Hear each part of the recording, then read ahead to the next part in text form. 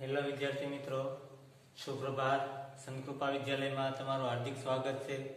ઘણા બધા વિદ્યાર્થી મિત્રોનો સવાલ હતો કે સ્વાધ્યાય 1.5 ની અંદર 9√3 વર્ગમૂળમાં સંખ્યા રેખા પર કઈ રીતે દર્શાવો.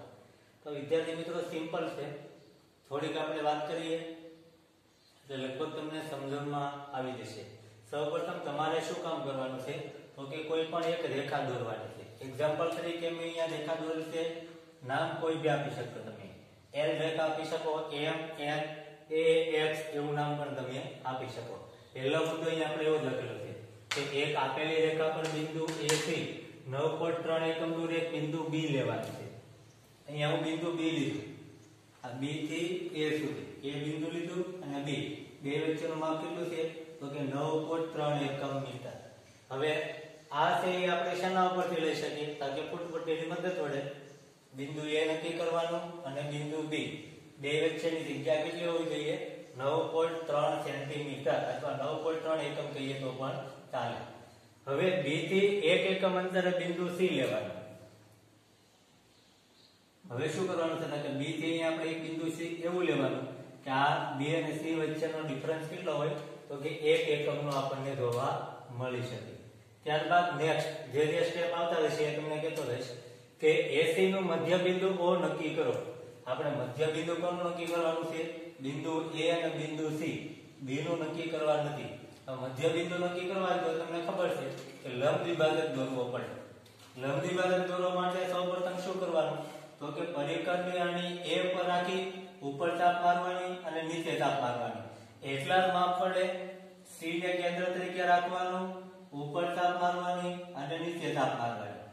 એકબીજાને જ્યાં બે ચાપ છે એમાંથી કમ્પ્લીટ એક સીધી રેખા દોરો એટલે જે આ રેખા AB ને મતલબ કે L રેખાને છેદે ત્યાં નામ આપી દેવાનું છે O. એટલે આપણને એનું મધ્ય બિંદુ O મળી ગયું. આવું તમે ધોરણ 8 માં પણ લંબ દ્વિભાજક દોરવાનું કે મધ્ય બિંદુ દોરવાનું કોઈ રેખાખંડનું શીખી ગયા. આપણને ઓલરેડી રેખા આપેલી છે પણ આપણે મધ્ય બિંદુ કોનું દોરવાનું છે કે A અને C નું. પછી નેક્સ્ટ O ને કેન્દ્ર પર OC પર જેટલી ત્રિજ્યા પર અર્ધવર્તુળ દોરો. હવે આપણે શું કરવાનું છે તો કે આપણે O ને કેન્દ્ર તરીકે રાખવાનું અને પરિકરને કેટલું ખુલ્લું કરવાનું C જેટલું અથવા A જેટલું. પરિકરને A માંથી C માં છેદે એવું જ છેદશે, કારણ કે જો પરિકરની અણી O પાસે હશે અને પેન્સિલની અણી ક્યાં હશે C પાસે.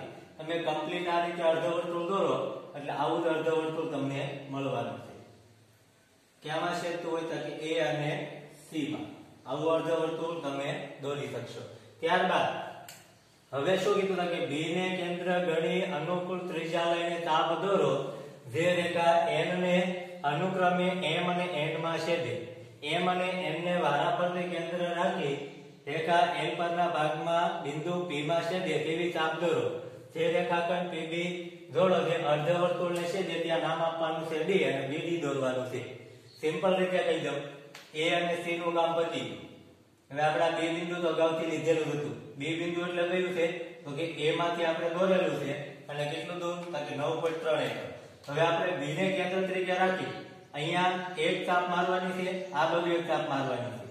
અહીંયા ચાપ દોરો ત્યાં M નામ આપી દો, અહીંયા ચાપ દોરો ત્યાં N નામ કોઈ બી આપી શકો. બે ચાપ અનુકૂળ ત્રિજ્યા લઈ તમે આનાથી દૂર પણ લઈ જઈ શકો. એવું જરૂર નથી કે આપણે કેટલું માપ લેવું છે, અનુકૂળ.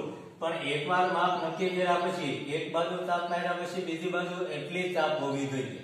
પછી નેક્સ્ટ શું કરવાનું છે તો કે જે આપણે M અને N દોર્યા M ને કેન્દ્ર રાખી ઉપર ચાપ મારવાની, એટલી ત્રિજ્યા વડે N ને કેન્દ્ર રાખી ઉપર ચાપ મારવાની. હવે B માંથી આપણે એક રેખાખંડ દોરીએ. આ જે રેખાખંડ છે એનું નામ આપી દઈએ PB અથવા B થી P, કોઈ બી નામ આપી શકો. એ જ્યાં અર્ધવર્તુળને છેદે ને ત્યાં શું નામ આપવાનું છે તો કે D નામ આપી દેવાનું છે, જે આ મુદ્દા નંબર 4 ની અંદર સમજાવેલું છે. શું કીધું છે તો કે B ને કેન્દ્ર રાખી અનુકૂળ ત્રિજ્યા લઈ આ રેખા L ઉપર M અને N માં છેદતા હોય તેવી બે ચાપ મારી.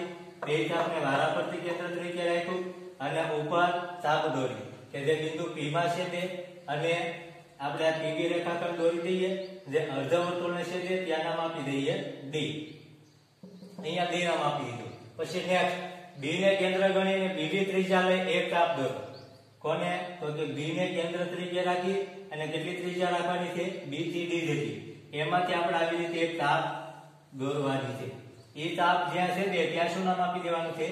e નામ આપી દેવાનું છે. શું નામ આપી દેવાનું? e. ને જે આપણે બીજી ચાપ જેટલી e માં છે એવું ધર્યું ને એ આ બિંદુ કયું છે? તો કે એ બિંદુ છે 9.3. કેટલું છે? 9.3 બિંદુ હશે. બસ આટલી વાતમાં આ દાખલો પૂર્ણ થઈ જાય છે. તો હવે વિદ્યાર્થી મિત્રો તમને એમ થાય કે આમાં સાબિતી ક્યાં આવે? પાયથાગોરસ પ્રમેય મુજબ કરવા જઈએ તો પણ શક્ય છે. આ દાખલો અહીંયા પૂરો થઈ જાય છે. આપણે દોરી નાખ્યું કમ્પ્લીટ. સંખ્યા રેખા પર 9.3 રૂટ એ બિંદુ દર્શાવી દીધું. આટલું જ લખવું પડે એટલે આ કમ્પ્લીટ સાચો જવાબ છે. તો વળી પણ જો આપણે એની સાબિતી આપવાનું મન થયું તો પણ આપી શકાય.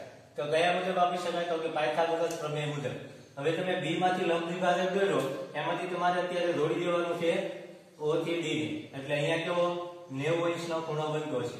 જો ત્રિકોણ OBD, O B અને D આ ત્રિકોણને હવે ધ્યાનમાં લઈએ આપણે. અહીંયા 90 અંશનો ખૂણો છે. એમાં ખૂણો B કેવો છે? તો કે 90 અંશનો છે. તો વર્તુળની ત્રિજ્યા કેટલી છે? તો કે આપણને ખબર છે કે આ અર્ધ વર્તુળ છે એનું અડધું. કોનું અડધું? એટલે O થી C નું અડધું અથવા O થી B નું અડધું. આપણે અત્યારે એવું ધારેલું છે કે A થી C નું માપ x હોય એવું ધારી લઈએ. આપણને ખબર છે કે A થી B નું માપ આપણે કેટલું ધારેલું છે? સોરી, A થી C નું માપ કેટલું ધારેલું છે? x. x બરાબર કેટલું ધાર્યું? 9.3. આપણને ખબર હશે માપપટ્ટી મદદથી લીધું છે કે A થી B રેખા ઉપર જે માપ દોર્યું છે આપણે કેટલું લીધેલું છે? 9.3 એકમ. એવું આપણે અગાઉથી કીધી દીધું છે. જો અહીંયા AB બરાબર 9.3 એકમ થાય તેવું લેવાનું છે. મતલબ કે A થી B આપણે O ને કેન્દ્ર રાખી અર્ધવર્તુળ ચાપ દોરી. મતલબ કે આ O થી A સુધી એનો અડધું માપ એની ત્રિજ્યા થાય. આખું માપ શું થાય? તેનો વ્યાસ થાય. જો આખું વર્તુળ પૂરું કર્યું હોય તો, પણ આપણે આખું વર્તુળ પૂર્ણ કરતા નથી. હવે આપણે એની ત્રિજ્યા શોધવી હોય તો શું કરવું પડે? તો કે આનું અડધું. મતલબ કે x + 1 ભાગ્યા 2. પણ આપણે ત્રિજ્યા કોની શોધવાની છે? તો કે આપણે ત્રિજ્યા શોધવાની છે AC. તો AC બરાબર માપ કેટલું થશે? તો કે x + 1 ભાગ્યા 2. 9.3 + 1 ભાગ્યા 2. કારણ કે x બરાબર A થી B બરાબર કેટલા છે? 9.3. અને B થી C નું માપ કેટલું લીધું આપણે? 1 એકમ. એટલે 1 એની અંદર ઉમેરીએ પછી 2 વડે ભાગીએ તો એમની ત્રિજ્યા મળે. x બરાબર 9.3 હોય એમાં 1 ઉમેરો એટલે 10.3 થાય અને ભાગ્યા 2 કરું તો આપણે ત્રિજ્યા મળી જશે 5.15. તો જો O થી C નું માપ, O થી B નું નહીં હો વિદ્યાર્થી મિત્રો, O થી C નું. O થી B તો 9.3 ઓલરેડી આપણને 9.3 નું અડધું આપેલું છે. તો O થી C નું માપ એ રીતે O થી A નું માપ અને O થી D નું માપ આ બધા માપ કેવા થશે? સરખા. ને એ કેટલા થશે? તો કે 5.15. કેટલા થાય? 5.15 માપ થશે. તો આ જ રીતે આપણે જોવા દઈએ કે જો OB નું માપ શોધવું હોય કોનું? O થી B નું. તો અહીંયા આપણને ખબર છે 9.3 નું કેટલું થાય? અડધું. કારણ કે AB નું માપ કેટલું છે? તો કે AB નું માપ છે એ ટોટલી આપણે કેટલું ધારેલું છે? x. એમાંથી તમે આ કુલ માપ બાદ કરી નાખવાની ત્રિજ્યા. કોની? કુલ માપ AC હોય એમાંથી તમે O થી AC નું માપ x + 1 ભાગ્યા 2 બાદ કરી નાખો AB માંથી તો આપણને માપ કોનું મળી જશે? તો કે O થી B નું માપ મળી જવાનું છે. તો આપણે આનો લસા લઈએ. 2 ને અહીંયા ગુણો એટલે 2x - x - 1 અને અહીંયા ભાગ્યા કેટલા થઈ જશે? 2. ન સમજાય તો અપૂર્ણાંકના સરવાળા બાદબાકી તમે આગળના ચેપ્ટરમાં પણ આવવાનું છે. અગાઉ પણ કંઈક ચર્ચા કરી ગયા કે ક્રોસ ગુણાકાર કરીને પણ તમે કરી શકો. તો 2x માંથી 1x બાદ કરું તો x - 1 વધે ભાગ્યા 2 કરું તો x બરાબર 9.3 છે -1 કરું ભાગ્યા 2 કરું તો 9 માંથી 1 કાઢો એટલે 8.3 વધે ભાગ્યા 2 કરું એટલે 4.15 એકમ વધે. આ કોનું માપ આપણને મળે? તો કે OB નું. હવે પાયથાગોરસ પ્રમેય મુજબ આપણે જોવા જઈએ તો કોનો વર્ગ કરવો પડે? તો કે OD નો વર્ગ બરાબર શું લખી શકાય? તો કે OB નો વર્ગ + BD નો વર્ગ. હવે અહીંયા આપણને માપ કોનું નથી આપેલું? તો કે BD નું માપ આપણને ખબર નથી. તો BD નું માપ ખબર નથી. OD નું માપ આપણને ખબર છે અને OB નું માપ પણ આપણને ખબર છે. તો અહીંયા OD નું માપ આ BD નું માપ શોધવા માટે છે ને OB નું માપ બાજુ લઈ આવવું. એટલે OB વર્ગ કેવો થઈ જશે? તો કે માઈનસ ને અહીંયા શું આવી જશે? BD વર્ગ. તો OD વર્ગ બરાબર કેટલા છે? 5.15 જે આપણે અહીંયા મેળવેલા છે. અને OB વર્ગ બરાબર કેટલા છે? તો કે 4.15 જે આપણે ક્યાં મેળવેલા છે? તો કે 4.15 થી આપણે અહીંયા મેળવ્યા. OB બરાબર OB બરાબર ને OD બરાબર OD બરાબર અહીંયા આપી દીધેલા છે OD નું માપ અને OB નું માપ આપણે અહીંયા મેળવેલું છે એ બંને માપ મૂકી દઈએ તો શું થઈ જાય કે 5.15 નો વર્ગ માઈનસ 4.15 નો વર્ગ બંનેનો વર્ગ હોય તો આપણે આવું એક સૂત્ર આવી ગયું a વર્ગ ઓછા b વર્ગ હોય ત્યારે a માઈનસ b અને a પ્લસ b આવું એકવાર તફાવતની રીતે લખી શકીએ એકવાર માઈનસ ને એકવાર પ્લસ તો 5.15 માંથી 4.15 બાદ કરો એટલે 1 વધે 5.15 પ્લસ 4.15 કરો એટલે કેટલા વધે તો કે 9.30 બંનેનો ગુણાકાર કરો એટલે 9.30 જવાબ આવે કોના બરાબર તો કે bd વર્ગ બરાબર તો bd બરાબર આપણે કેટલા મળે તો કે 9.3 અથવા 9.30 લખો તો પણ વાંધો નથી તો જો આ bd નું માપ છે એમાંથી 9.3 હોય તો આપણે એમાંથી તાપ દોરી હોય ને એ પણ 9.3 જ હોય એવું આપણે અગાઉ દાખલાની અંદર 1.4 ની અંદર પણ શીખી ગયા તો વિદ્યાર્થી મિત્રો તમે આ રીતે પણ સાબિત કરી શકો લખાણની અંદર તમારે આટલું લખવાનું છે આ તમારી સમજ માટે હતું નિરાતે સમજો તો આમાં કશું અઘરું નથી સમજાઈ શકે એવું છે તો ત્યાં સુધી આપણે નેક્સ્ટ ક્વેશ્ચન પણ શીખવાનો છે જે વિદ્યાર્થી મિત્રોનામાં તકલીફ હતી એ વિદ્યાર્થી મિત્રો આને સોલ્વ કરી શકે નિરાતે એકાદ વિડિયો જોઈ અને સમજી શકશે એટલે વાંધો નહીં આવે લગભગ આવડી જશે ઓકે થેન્ક યુ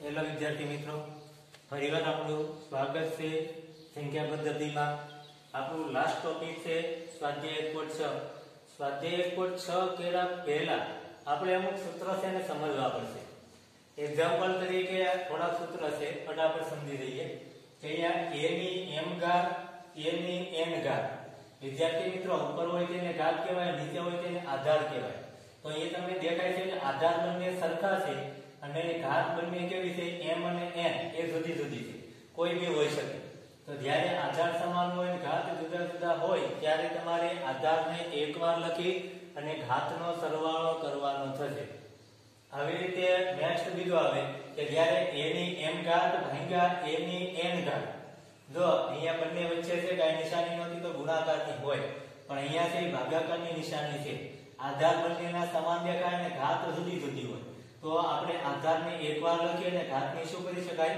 બાદબાકી કરી શકાય પણ આ બાદબાકી એવા સંજોગોમાં શક્ય છે જ્યારે m મોટો હોય અને n કેવો હોય નાનો હોય આવું પણ બની શકે કે a ની m ઘાત a ની n ઘાત તો ઘણીવાર એવું થાય કે m છે ને m નાનો હોય n મોટો હોય ત્યારે જવાબ છે ઋણ આવતો છે તો એને ઘન કરવા માટે આપણે 1/છેદમાં દર્શાવવું પડે તમે જ્યારે દાખલાઓ ગણશો ત્યારે તમને આ વિશેષ ખ્યાલ આવશે પણ જ્યારે આધાર સરખા હોય m અને n બે ઘાત સરખી હોય ને ત્યારે એનો અંતર હંમેશા કેટલો આવશે 1 આવશે એના પછી a ની m ઘાત અને a ની n ઘાત હોય તો જ્યારે આધાર 1 હોય અને ઘાતની ઘાત આપેલી હોય ત્યારે શું કરવાનું છે ઘાતનો ગુણાકાર તો વિદ્યાર્થી મિત્રો આમાં ઘણો બધો ડિફરન્સ છે અહીંયા બે આધાર આપેલા છે બંનેની ઘાત જુદી જુદી છે અહીંયા શું આપેલું છે ઘાત બંનેને અલગ અલગ છે પણ અહીંયા ઘાતની ઘાત છે ત્યારે ઘાતની ઘાત આવે ત્યારે ઘાતનો ગુણાકાર કરવો પણ અહીંયા શું આપેલું છે તો કે અલગ અલગ ઘાત તો ઘાતનો સરવાળો કરવો ક્યારે ગુણાકાર કરવો ક્યારે સરવાળો કરવો એના ઉપર જો નહીં ધ્યાન આપવામાં આવે તો દાખલાના જવાબ ખોટા આવશે પછી અહીંયા અંદર બે રકમ આપેલી છે a અને b કોઈ બી સંખ્યા હોય અને એની m ઘાત હોય તો એની ઘાત છે ને આપણે બંને ઉપર પણ લખી શકીએ a ની પણ m ઘાત થાય અને b ની પણ m ઘાત થશે એવી રીતે અહીંયા ભાગાકારમાં હોય કે a/b a ભાગ્યા b એની m ઘાત હોય તો a ની પણ m ઘાત થાય અને b ની પણ m ઘાત થશે અને બીજો વિદ્યાર્થી મિત્રો કે આ બે વસ્તુ છે ખાસ યાદ રાખજો કે કોઈ પણ સંખ્યાની 0 ઘાત એટલે હંમેશા આન્સર 1 આવશે કોઈ પણ સંખ્યા હોય એની 0 ઘાત કરવામાં આવે એટલે એનો જવાબ કોઈ દિવસ 0 નહીં આવે હંમેશા 1 આવશે અને કોઈ પણ ની ઋણ ઘાત હોય ને ધનમાં ફેરવવી હોય તો એનો વ્યસ્ત એટલે એનું ધન થશે અને કોઈ પણ સંખ્યાની ઘાત એટલે એની 1/2 ઘાત કોઈ વર્ગમૂળની નિશાની હોય તો 1/2 પણ એની જગ્યાએ જો ઘનમૂળની નિશાની હોય ને તો એની 1/3 ઘાત થશે જો 4 ઘાત હોય તો 1/4 થાય મતલબ કે વર્ગમૂળ એટલે શું તો કે 1/2 ઘનમૂળ એટલે 1/3 ચતુર્થ મૂળ એટલે 1/4 એટલે એની ઘાત લખી શકાય આપણે થોડા ઉદાહરણ જોઈએ એટલે તમને ખ્યાલ આવશે આ સૂત્ર ખાસ તૈયાર કરજો લખજો બાકી નોટમાં અને એના દાખલા ગણવાનો પણ પ્રયત્ન કરજો એક્ઝામ્પલ તરીકે અહીંયા જો 2 ની 2.3 ઘાત 2 ની 1/3 ઘાત તો 2 ની આ બે ઘાતનો મેં શું કર્યો સરવાળો કોનો 2.3 + 1/3 તો તો આધાર સરખા છે, છેદ સમાન હોય તો અંશનો સરવાળો 2 + 1 ભાગ્યા 3 3 ભાગ્યા 3 કરશો એટલે અહીંયા જો એની 3 ઘાત ને 3 ઘાત 3 ઘાત 3 ઘાત ઉડી જાય એટલે કેટલી ઘાત આવે 1 ઘાત તો 1 ઘાત એટલે આપણે 2 લખી શકીએ. ઉદાહરણ નંબર 21 ની અંદર પહેલો દાખલો.